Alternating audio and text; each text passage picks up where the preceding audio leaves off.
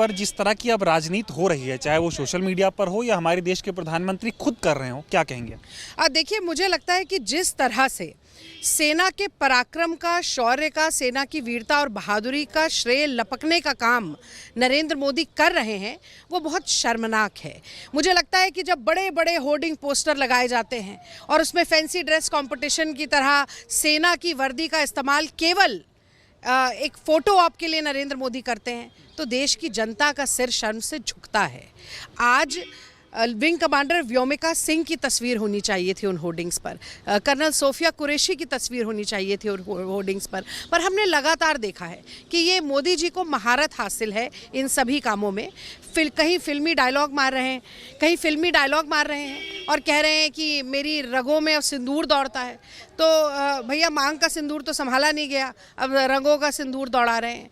मुझे लगता है कि कहीं ना कहीं ये मखौल उड़ाना भी है हर उस विवाहिता महिला का जिसके मांग का सिंदूर उजड़ा पहलगाम में, क्योंकि पहलगाम के चारों आतंकी आज तक पकड़े नहीं गए हैं। कोरोना के समय की हम बात करें तो सर्टिफिकेट पर मोदी जी की फ़ोटो, अगर रेलवे टिकट की बात करें तो रेलवे टिकट पर मोदी जी की ऑपरेशन सिंदूर के साथ फ़ोटो। और मुझे तो अब ये लगने लगा है कि कहीं अगर मोदी जी आगे बढ़ बढ़ के ये ना कह दें कि मुझे मेरी मांग में भी सिंदूर ही भरा हुआ है। मतलब देश के प्रधानमंत्री ये मजाक नहीं उड़ाना चाहिए, पर दुख होता है ये देखकर कि जहाँ पर इंदिरा जी की बात आप 1971 कहिए, जनता स्वतः कहती है इंदिरा गांधी। 2025 में सेना के बढ़ते हुए कदम जो पाकिस्तान की छाती पर चढ़कर उसको रौंदने वाले थे, आपने ट्रंप के चक्कर में आके सीज फायर करा ली, सिंदूर के साथ सौदा कर लिया। और आप ही के विदेश मंत्री आज कह रहे हैं कि हम तो पहले ही सूचित कराए थे पाकिस्तान की आर्मी को। तो जो टेरर स्टेट की आर्मी ही तो टेरर को पालती है, आप उसे बता देंगे तो क्या होगा।